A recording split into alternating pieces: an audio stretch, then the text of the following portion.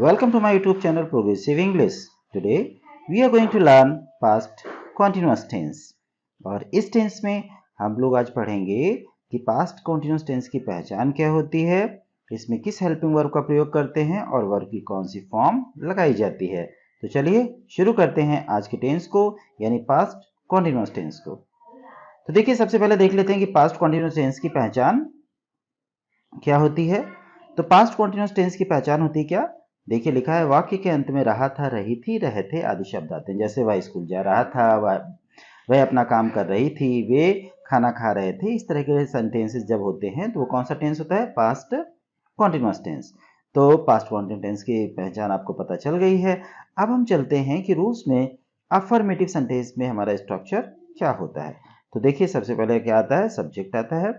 फिर हम किस हेल्पिंग वर्ब का प्रयोग करते हैं? वॉज या वर का प्रयोग करते हैं, यानी वॉज सिंगुलर के साथ और वर प्लूरल के साथ। उसके बाद वर्ब की आईएनजी फॉर्म का प्रयोग करते हैं और फिर ऑब्जेक्ट का प्रयोग करते हैं।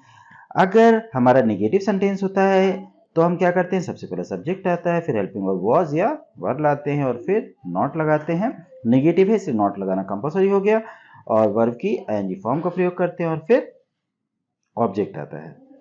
इसके बाद अगर इंटरोगेटिव सेंटेंस हमारा होता है तो इंटरोगेटिव सेंटेंस में क्या करते हैं? सबसे पहले हम लाते हैं क्वेश्चन वर्ड। अगर होता है तो क्वेश्चन वर्ड जैसे why, when, where, what, how ये आएंगे, अगर होंगे तो।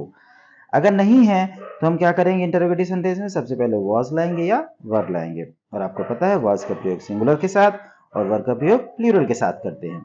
फिर हम सब्जेक्ट लाते हैं, और अगर इंटरोगेटिव में नॉट भी होता है तो नॉट जो होता है वो सब्जेक्ट के तुरंत बाद आता है, और फिर वर्ब के आईएनजी फॉर्म लगाते हैं और ऑब्जेक्ट लगाते हैं। तो इस तरह से आपको सबसे मेन बात पता चल गई कि इसकी पहचान होती है रहा था, रही थी, रहे थे, जो वाक्य के अंत में आते हैं। हेल्पिंग वर्ब वॉज या वर का प्रयोग करते हैं और वर्ब की आईएनजी फॉर्म का प्रयोग करते हैं। तो ये तीनों चीजें हमें पता होनी चाहिए। तो चलिए अब चलते हैं और कर लेते हैं कि इसमें एग्जाम्पल्स कौन से कैसे करेंगे हम, यानी हम हिंदी सेंटेंसेस को इंग्लिश में कैसे ट्रांसलेट करेंगे। तो चलिए देख लेते हैं। देखिए, सबसे पहला हमारा सेंटेंस है कि राम स्कूल जा रहा था। तो कैसे ट्रांसलेट करेंगे? सबसे पहले हम लाएंगे राम, यानी हम लिख लेते हैं राम। अब जा रहा था यानी राम सिंगुलर है तो लगाएंगे वॉज, और जा रहा की इंग्लिश क्या होगी? गोइंग। और कहाँ जा रहा था? To school. तो आपका बन गया Ram was going to school. फिर अगला सेंटेंस है मैं खाना खा रहा था। तो मैं के लिए क्या लाते हैं? आई। तो सबसे पहले हम आई लाएंगे, फिर लाएंगे वॉज, और क्या कर रहा था? खाना खा रहा था, यानी खा रहा की होगी ईटिंग, और भोजन की, खाना की द फूड। तो हो गया I was eating the food. Next sentence है वे अपना काम नहीं कर रहे थे। तो वे की इंग्लिश क्या होती है? हम वे के लिए लाएंगे दे। तो सबसे पहले दे लाएंगे और फिर वेयर, फिर नॉट लाएंगे, और क्या नहीं कर रहे थे? अपना काम नहीं कर रहे थे तो doing. They were not doing, अपना के लिए देयर लाएंगे, और वर्क, यानी they were not doing their work. फिर है बात तो मैं नहीं बुला रहा था। तो वहां के लिए क्या लाएंगे? ही वॉज, निगेटिव है, नॉट लाएंगे, यानी ही वॉज नॉट। अब बुलाने की क्या होती है? कॉल, आईएनजी फॉर्म लगा लेंगे, यानी he was not calling you. तो इस तरह से बातों में नहीं बुला रहा था, मतलब he was not calling you. इस तरह से मैं इनको ट्रांसलेट कर लिया। कुछ एग्जांपल्स और देख लेते हैं। क्या वह पुस्तक पढ़ रही थी? तो क्या के लिए? देखिए, सी इसमें सब्जेक्ट है, वह। अब हम सी को लाने से पहले था या थी की इंग्लिश पहले लाएंगे। तो क्या लाएंगे? वॉज सी, और पढ़ रही की reading a book. Was she reading a book. Okay, चलिए एक और एग्जांपल कर लेते हैं। वह उसे क्यों बुला रहे, तुम उसे क्यों बुला रहे थे? तो तुम के लिए क्या लाएंगे?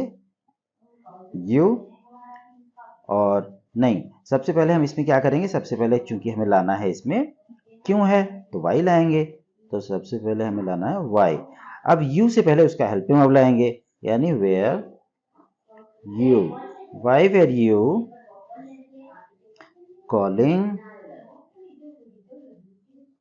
हिम, और क्वेश्चन मार्क। तुम उसे क्यों बुला रहे थे, यानी why were calling him, why were you calling him. अगला सेंटेंस है क्या वे क्या कर रहे थे।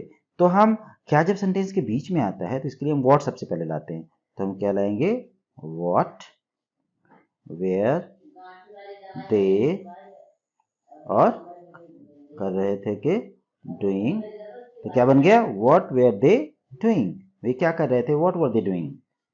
तो इस तरह से हमने पास्ट कॉन्टिन्यूअस टेंस के सभी एग्जांपल्स को यानी हिंदी से इंग्लिश में ट्रांसलेट कर लिया है। उम्मीद है आपको टेंस समझ में आ गया होगा, बहुत ही इजी है।